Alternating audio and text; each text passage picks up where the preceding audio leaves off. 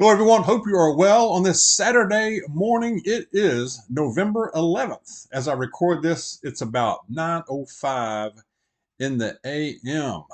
Go Dogs, big game coming into Athens this evening, 7 p.m.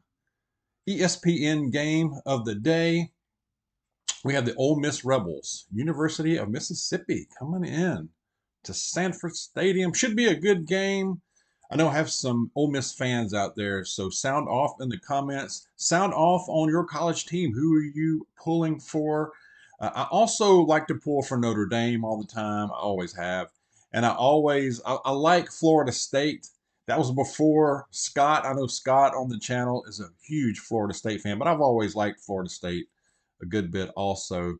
Their uniform, I think their uniforms are probably one of the best in around. And other than that, y'all know me. I like college football, period. So, all right. Also, Veterans Day.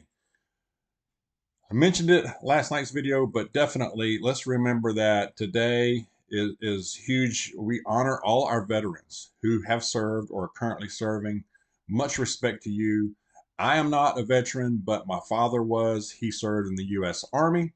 I also have many other family members who have served. I have some that have served in World War II, Vietnam, Korea, and others. So much respect to all you guys, okay? Men and women. All right. Night of chaos. We had a night of chaos last night in the United States. It was probably more widespread than reported, but it's at least some things that I've picked up on this morning. And this is probably going to continue through the weekend, y'all. So, especially if you're in a large town, a large city, man, y'all know. Be aware. But New York City night of chaos.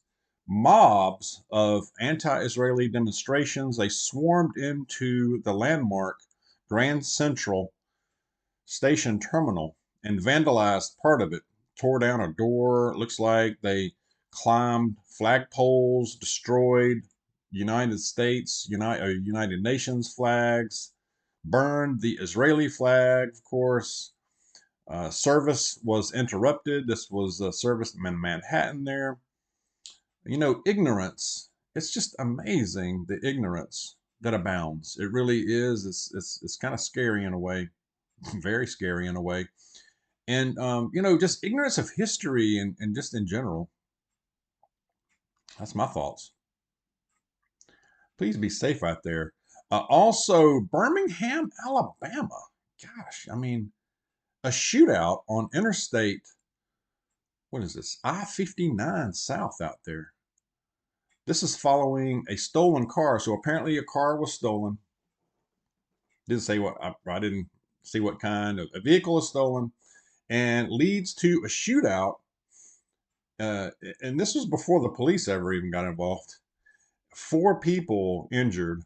It doesn't sound like anybody was fatally wounded. So that's good.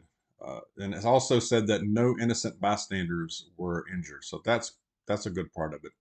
But apparently, what happened is a group of individuals, or individuals, hard to say, but witnessed their car or vehicle being stolen. So this apparently happened in a neighboring city close to Birmingham.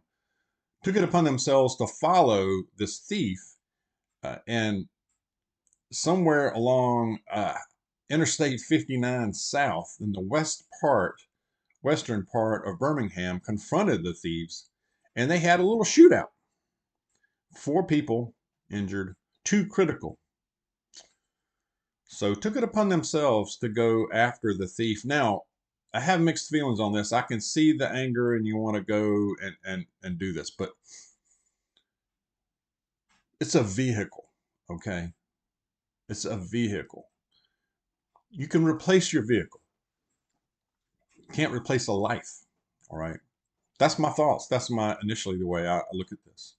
Don't know all the details, of course, but it's like Mad Max out there on the interstates. I'm lucky I don't have to get on major interstates to go to work. Mrs. Dawg does into part of Atlanta. And I tell you what, I mean, sometimes I'm just tempted to go buy the biggest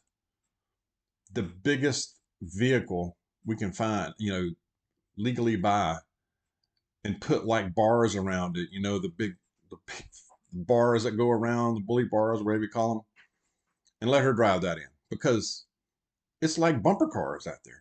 I mean, it's just like the amusement park ride bumper cars. I mean, literally, Mad Max, and maybe get bulletproof windows while you're at it. You know, it's something else. Again, large cities, y'all, just be careful. I mean, even in large towns, you just got to be aware, y'all. All right, what else was I going to? Oh, I have a poll. I put up a poll. I want to get you guys' opinion on. We're considering a slight name change to this channel. The content is going to be the same, no change there. Okay, but a slight change. Go to my community page. If you go to my Prepper Dawg page, and there's a community tab, click on that, and look, I put a poll down there with a question, and so you can vote in that poll. And you can also add a comment to state your opinion. But I do want to know what you think. All right, and we haven't decided for sure whether we're even going to make any change to it, but um, we're just thinking about it. Okay, all right. What else? I think that was the main thing I was going to get across.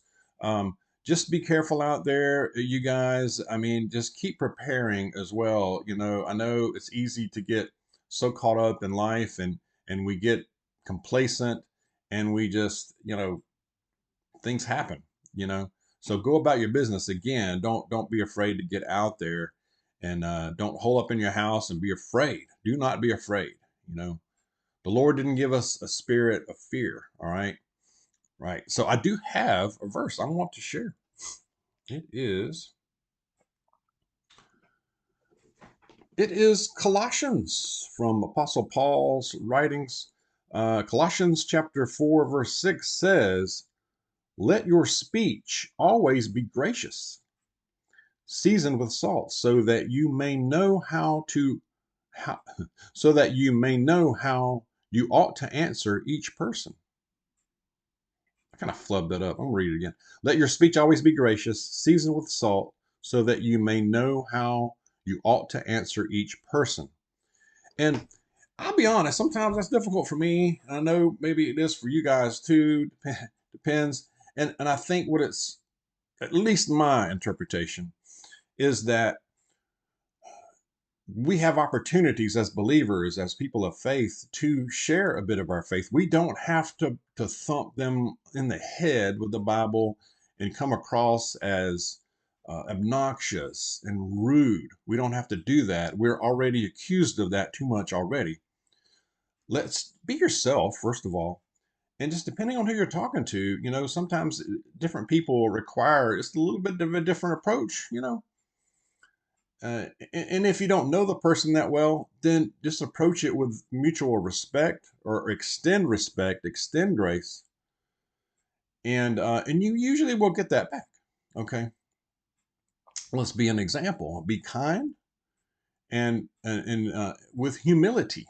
Okay, and you can share your faith in a small way. You don't have to tell huge stories, or you don't even have to be a scholar by any means on the Bible either. Just share your thoughts on it, and how it's a foundation of your life. And that person, and even if they don't react the way you want them to react, rest assured, it may be planting a seed. It's planting a seed there. It may not take hold, and it may not right then, and it might later on. It may come to you a year or two later and say, "Hey, I appreciate what you said, and I've really thought a lot about it." And they may have questions, and it's okay not to know everything either. All you can do is share your view. So I hope that helps. Okay, but share your thoughts on this, and let's have a good day, and weekend out there. And according to what's going on, I may not do another video today, but unless something big happens. But anyway, let's be safe out there. God bless you. I'll see you soon.